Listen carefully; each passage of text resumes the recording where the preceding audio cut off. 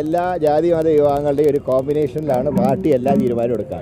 അല്ലാതെ ഏതെങ്കിലും മതത്തിനോട് പ്രത്യേക മമതയോ ഏതെങ്കിലും മതത്തിനോട് വിരോധമോ ഇല്ല. എല്ലാവരെയും ഉൾക്കൊണ്ടുകൊണ്ട് മുന്നോട്ട് പോവുക. അതാണ് പാർട്ടി സ്വീകരിച്ചിട്ട നയം. അതിൻ്റെ ഭാഗം കൂടിയായിട്ടാണ് യൂത്ത് കോൺഗ്രസ്സിലെ ഒരു പാക്കേജാണ് ഉണ്ടാക്കിയിട്ടുള്ളത്. ആ പാക്കേജിൽ എല്ലാവരും ഉൾപ്പെടുത്തിയിട്ടുണ്ട്. അതിന് എന്തെങ്കിലും മാറ്റങ്ങൾ ഭാവിയിൽ വരുത്തണമെങ്കിൽ അത് മാറ്റുന്നതിന് വിരോധമില്ല. പക്ഷേ ഇപ്പോൾ എല്ലാവർക്കും സ്വീകാര്യമായ പാക്കേജ് ഹൈക്കമാൻഡ് പ്രഖ്യാപിച്ചു. അത് എല്ലാവരും അംഗീകരിച്ചു. കാരണം യൂത്ത് കോൺഗ്രസ്സിന് കഴിഞ്ഞ 2 മാസമായിട്ട് പ്രസിഡന്റ് ഉണ്ടായിരുന്നില്ല.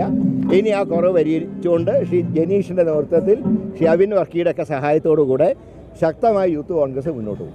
കേരളത്തിൽ പ്രവർത്തിക്കുന്നതിൻ്റെ തടസ്സവുമില്ല. നമ്മുടെയൊക്കെ അടിസ്ഥാനം എന്ന് പറഞ്ഞാൽ കേരളമാണല്ലോ. അതുകൊണ്ട് അദ്ദേഹത്തിന് കുറേ കൂടെ താല്പര്യം കേരളത്തിൽ പ്രവർത്തിക്കാനാണ്. അദ്ദേഹത്തിൻ്റെ സേവനം കേരളത്തിലും പ്രയോജനപ്പെടുത്തും, എന്നാൽ ദേശീയ തലത്തിലും പ്രയോജനപ്പെടുത്തും.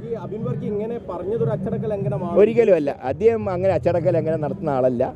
അദ്ദേഹം പാർട്ടിയുടെ എല്ലാ കാര്യങ്ങളും അനുസരിക്കുന്ന ഒരാളാണ്. നല്ല രീതിയിൽ പ്രവർത്തിക്കുന്ന ഒരു പ്രവർത്തകനാണ്. അതുകൊണ്ട് അദ്ദേഹം പാർട്ടിയുടെ അസറ്റാണ്.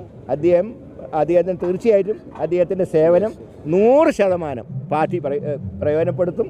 മാത്രമല്ല തുടർന്ന് അങ്ങോട്ടുള്ള എല്ലാ കാര്യങ്ങളിലും അദ്ദേഹത്തിന് പരിഗണനയുണ്ടാവും.